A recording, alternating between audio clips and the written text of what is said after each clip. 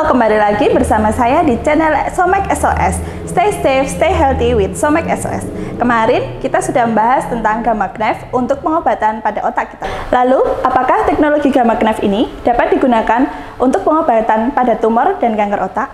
Bagaimana penjelasan lebih lanjutnya? Simak penjelasan selanjutnya dengan Dr. Regunat Kandasyami berikut ini. Tapi jangan lupa tekan tombol subscribe dan nyalakan lonceng notifikasinya agar kalian dapat update video-video menarik lainnya di channel ini. Simak selengkapnya berikut ini. Oke, so saya akan mula dengan tumor benign dan kanker otak. So, apakah gejala-gejala yang perlu kita tahu? Sebab saya rasa selain daripada menceritakan tentang gamma knife, doktor ingin also share bagi pengetahuan semua, apakah gejala yang perlu tahu supaya saya perlu jumpa doktor. Okey. So satunya yang paling kerap adalah sakit kepala. Semua orang di sini mungkin pernah kena sakit kepala. Tidak semestinya sakit kepala itu bermaksud ada tumor atau kanker. Tapi kita perlu tahu bila masa perlu jumpa doktor. So biasanya kalau sakit kepala itu berterusan, terutamanya di pagi hari bila kita bangun daripada tidur, sakit itu jadi bila kita batuk atau bersin dan mempunyai juga gangguan saraf seperti lemas sebelah badan, tawan, kurang mata tidak nampak, muntah berterusan. Ini memang satu petanda yang patut jumpa doktor. Okey, yang kedua, kelemahan otot atau parestesia. Ini kalau kita alami lemah atau di sebelah badan, memang bisa kita terus pergi ke hospital. So ini adalah satu lagi petanda yang menandakan mungkin ada tumor di dalam otak, dan berasaskan di mananya tumor itu perbezaan antara mungkin sebelah tangan saja atau sebelah tangan dan kaki, dan kalau melibatkan saraf spinal cord mungkin dua-dua belah kaki. Okey, apa gejala lain? Mungkin gangguan atau dalam segi keseimbangan, hilang koordinasi, susah untuk jalan, rasa mual, muntah atau rasa memusing, vertigo, perubahan dalam status mental. Ini dari segi kekurangan konsentrasi, memori, daya ingatan, cepat marah, kelainan dalam penglihatan juga, kalau kurang nampak sebelah mata atau dua-dua mata kurang nampak, ini pun boleh ada kena mengena dengan tumor otak. Dari segi emosi dan intelektual, of course, kalau ada masalahnya mesti perlu jumpa doktor. Bukan sahaja tumor, ada banyak penyakit lain juga boleh menyebabkan ini. Tapi gejala tumor biasanya beransur-ansur. Okey, sawan atau seizure, ini epilepsi yang kejang konvulsi, mesti pernah dengar. Kalau sesiapa mengalami ini, mesti mereka akan terus berjumpa dengan doktor sebab ini amat merisaukan. Tumor juga boleh menjadi satu sebab untuk konvulsi. Okey. Seperti yang saya cerita tadi, kadang-kadang ada setengah tumor seperti tumor yang berada di dalam kelenjar pituitary otak yang mampu menghasilkan hormon berlebihan. So mungkin biasa bapa-bapa dan ibu-ibu pernah melihat pesakit atau orangnya yang sangat tinggi. So keadaan ini dikenali sebagai acromegaly disebabkan penghasilan growth hormon yang berlebihan daripada kelenjar pituitary yang ada tumor. So ini adalah satu contoh di mana bila penghasilan hormon menjadi lebih, ada pertumbuhan yang terlalu banyak, pesakit menjadi very big, and then ada masalah-masalah lain yang berlaku disebabkan benda ini. Boleh efek jantung, boleh menyebabkan efek kepada tulang dia. So biasanya ini pun menandakan kadang-kadang ada tumor di bawah dia. Okey. So apakah faktor risiko untuk ketumbuhan otak? Ada 120 jenis tumor otak. Banyak jenis. Tapi amnya ini adalah some of the risk factor.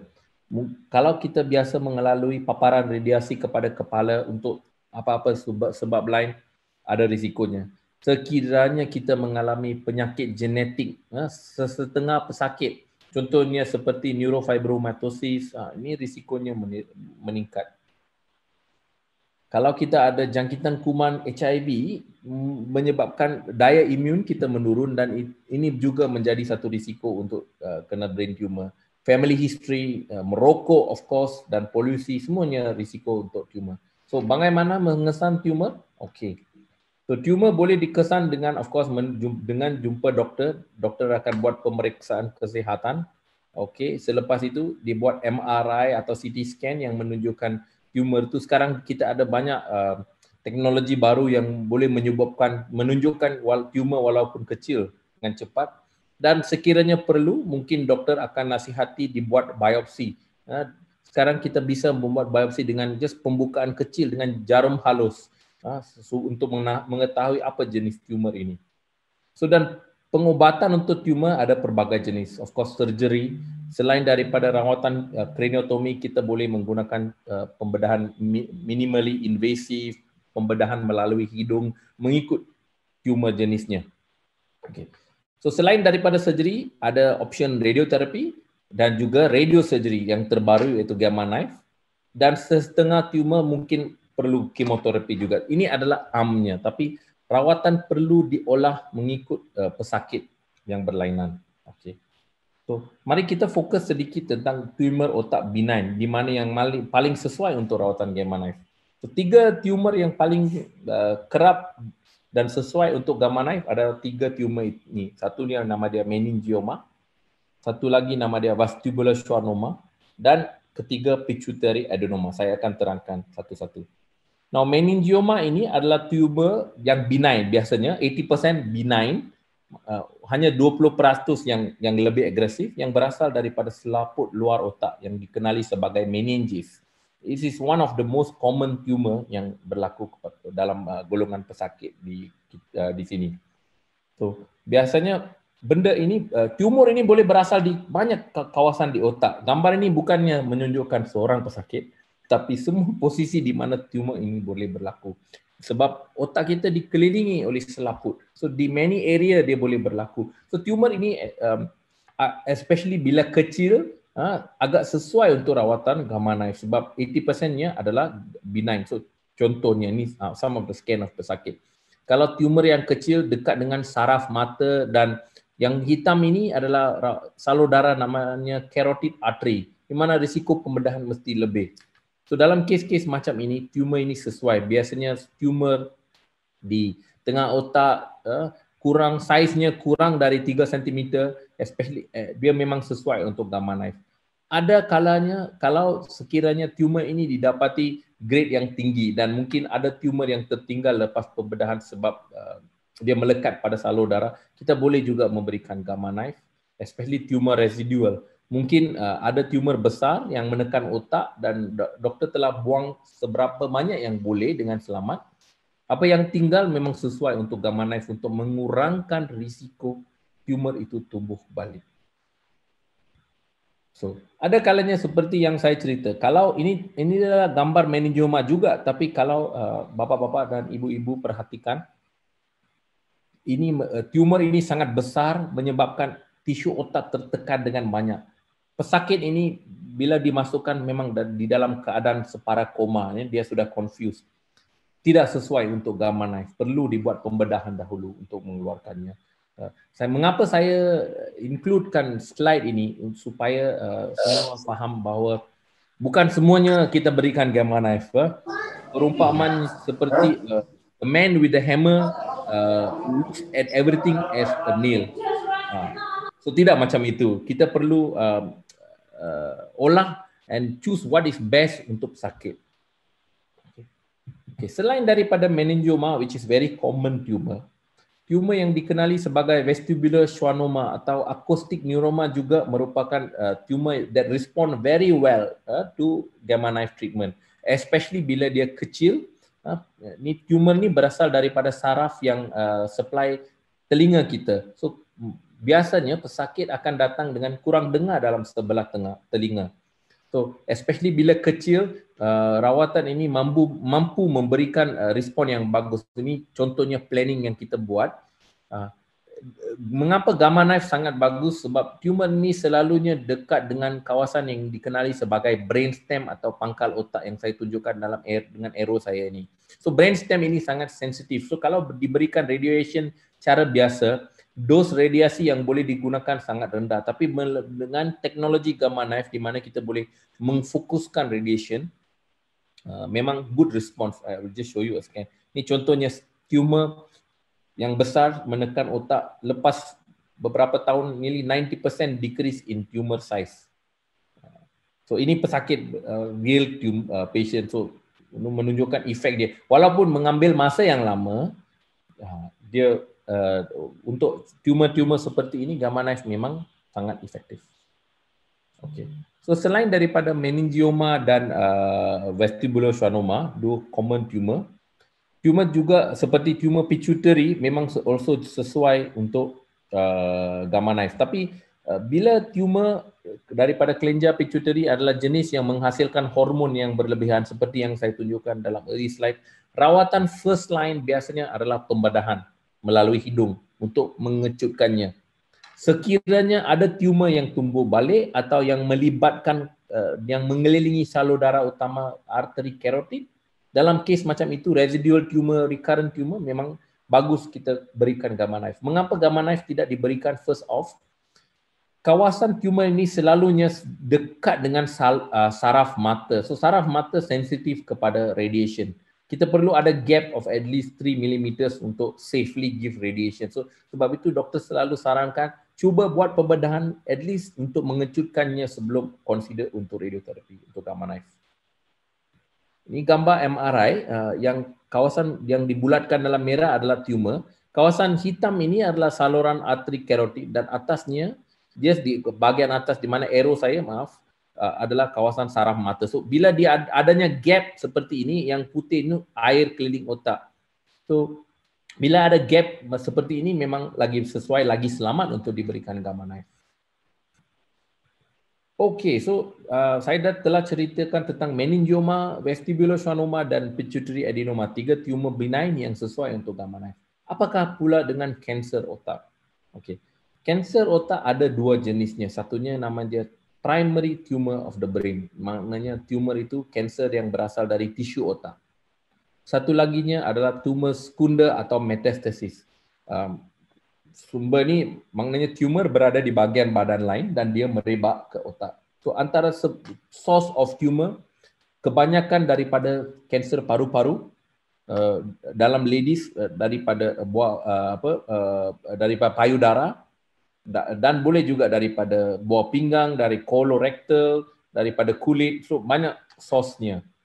So bila tumor ini merebakkan otak, option rawatan gamma knife memang sesuai, especially sebab kebanyakan patient yang ada kanser yang daripada organ lain, mereka lebih tua, kurang sihat dan boleh merawat tumor banyak seperti saya ceritakan, up to 6 tumor boleh dirawat sekaligus, right? Dan ada kalanya boleh combine dengan surgery dan kemoterapi. So rawatan ni kurang risiko dan of course responnya bergantung kepada apa jenis tumor. Bukan semua tumor metastatik akan dirawat dengan radiosurgery gamma knife. Ada kalanya perlu juga pembedahan. Tapi amnya ini adalah satu option yang bagus, especially untuk pesakit yang kurang sihat yang ingin mengelakkan pembedahan. So, tapi itulah option. Kalau ingin dibuat, kadang-kadang tumor besar macam ini banyak menekan otak, kita akan expose brain dan buat pembedahan untuk mengeluarkannya. Ini gambaran menunjukkan yang warna pinknya adalah tissue tumor, so di mana doktor cuba mengesan dengan lebih accurate di mana tumornya. Ini gambar pembedahan. Tapi sekiranya ada banyak tumor di otak seperti ini, semuanya warna merah ini adalah target. Kita bisa melakukan rawatan sekaligus melalui gamma knife. So kalau mengira sampai 6 atau 7, tapi yang bagus tumor ini tidak menyebabkan kebengkakan otak yang banyak. So sebab itu sesuai untuk gamma knife.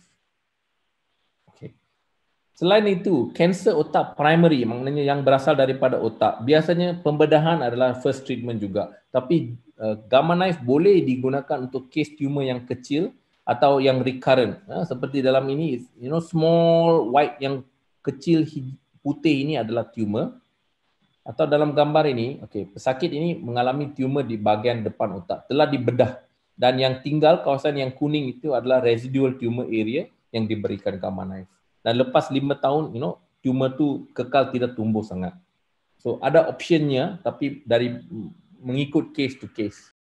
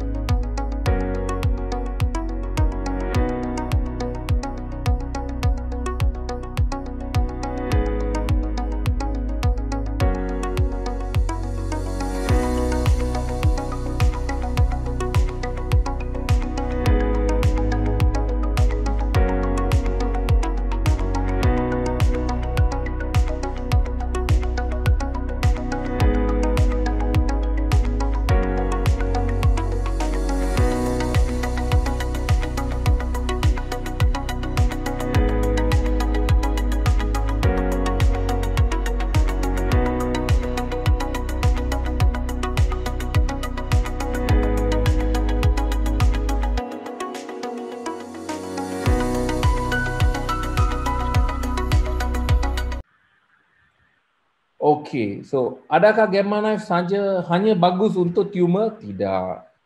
Permasalahan otak juga boleh dirawati dengan gamma knife. So apa maksud permasalahan vaskular atau salur darah otak? Okey.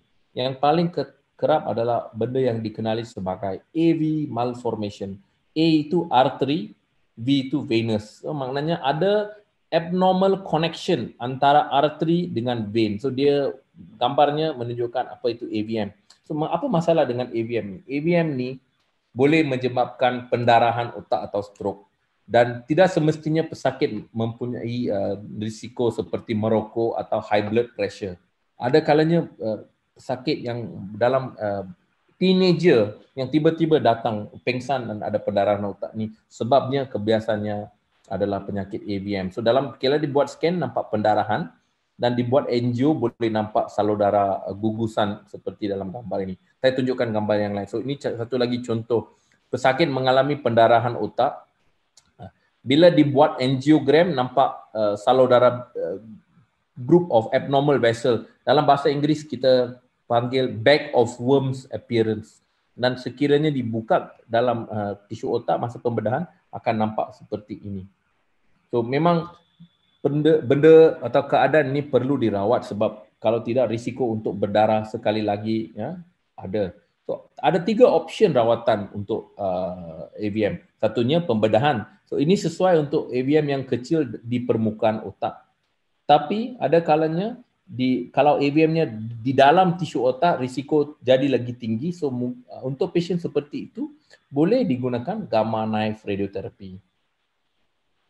Endovascular therapy adalah satu cara di mana melalui salur darah kita dimasukkan glue ke dalam AVM, tetapi kebanyakan rawatan ini lebih sesuai combination therapy dengan pembedahan atau gamma knife daripada just a standalone treatment. So apa manfaat surgery? Surgery ialah pembedahan dapat buang sepenuhnya, tapi risiko tinggi, risiko pendarahan. Gamma knife tidak perlu bedah, cuma efeknya ambil antara 1 tahun hingga 1,5 tahun untuk AVM itu hilang perlahan-lahan. So ada kalanya kalau AVM besar, boleh dibuat rawatan berulang after a few years supaya mengurangkan risiko kepada normal brain pada masa yang sama, menyebabkan AVM itu kecut. Seperti dalam gambar ini, first gamma knife bila besar dan dia lepas 3 to 4 years tunggu, dan sekiranya ada tinggal lagi boleh dibuat rawatan berulang. So semua ini adalah advantage gamma knife sebab rawatan boleh diberikan dengan persis. Okey. So selain daripada AVM, apa permasalahan lain yang boleh dirawat? Okey. Semua orang mungkin biasa mengalami sakit kepala. Tetapi satu daripada jenis sakit kepala yang agak menyusahkan pesakit adalah condition nama dia trigeminal neuralgia. So pesakit dengan masalah ni akan mengalami sakit di mukanya, terutama di kawasan mengelilingi mata dan pipi dia. Sakit ni kuat dan kerap seperti current electrical shock. So dipercayai condition trigeminal neuralgia ini adalah sebab ada benda yang menekan saraf trigeminal, itu saraf kranial kelima. So Gamma Knife merupakan satu alternative option sebab dalam patient-patient di mana ubat dengan makan ubat tahan sakit tidak dapat dibaiki and yang ingin mengelakkan pembedahan decompression vascular. So caranya kita fokuskan radiation yang dos tinggi pada saraf trigeminal ini seperti dalam ini yang warna kuning ni targetnya, diberikan high dose 90 grays. Biasanya rawatan most of the treatment is 16 gray, 20 gray, tapi dengan radioterapi dengan gamma knife kita dapat berikan high dose untuk supaya saraf ini tidak merasakan deria sakit. Ini adalah satu lagi indication yang sangat common untuk pesakit yang kita jumpa di Gleneagles. Sebab pembedahan untuk freekan compression daripada saraf ini adalah rawatan invasif. So bila pesakit amat tua dia tidak ingin go for surgery. Okay. Baru-baru ini selain daripada yang saya telah tunjukkan, ya tumor atau trigeminal neuralgia, terdapat penyakit baru atau permasalahan baru yang boleh ditreat dengan gamma knife. Contohnya seperti, I just berikan contoh satulah sebab masanya dah kurang. Gejala Parkinson. Gejala Parkinson ni mungkin ibu-ibu dan bapa-bapa pernah dengar, pesakit mungkin ada tremors, ada gangguan posture, gangguan suara, muka tidak berekspresi. Ini gambarnya menunjukkan, hayunan tangan, badan bergetar, commonly seen dalam pesakit yang tua.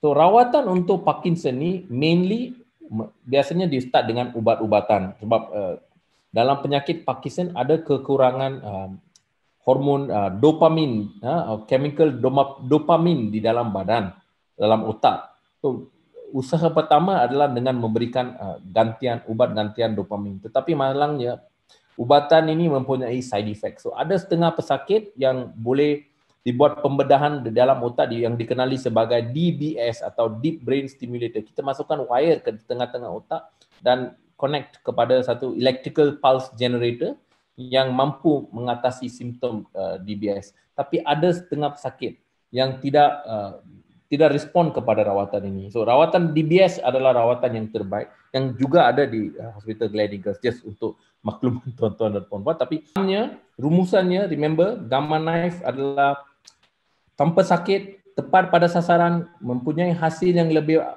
baik, lebih aman, minimum komplikasi, pemulihan cepat dan non-invasif. Banyak advantage-nya. So saya endkan dengan satu video, a short video. Dr. Encik Fazal, have you shown this video? No. I just show you a video pada Gleneagles. You can share, no problem.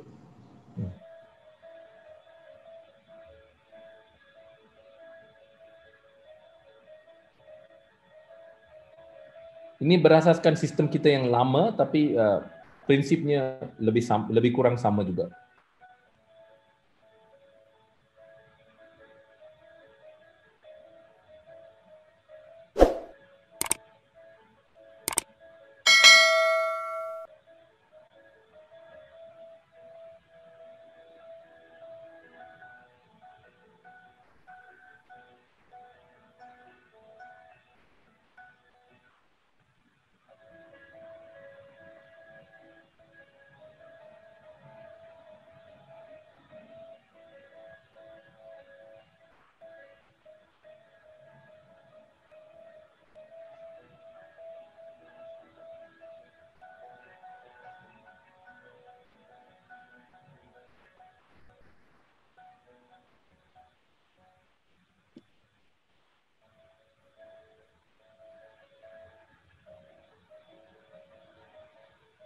So ini adalah core source, radiation source, di mana beams of radiation tu akan originate. So kepala akan masuk ke dalam kawasan ini.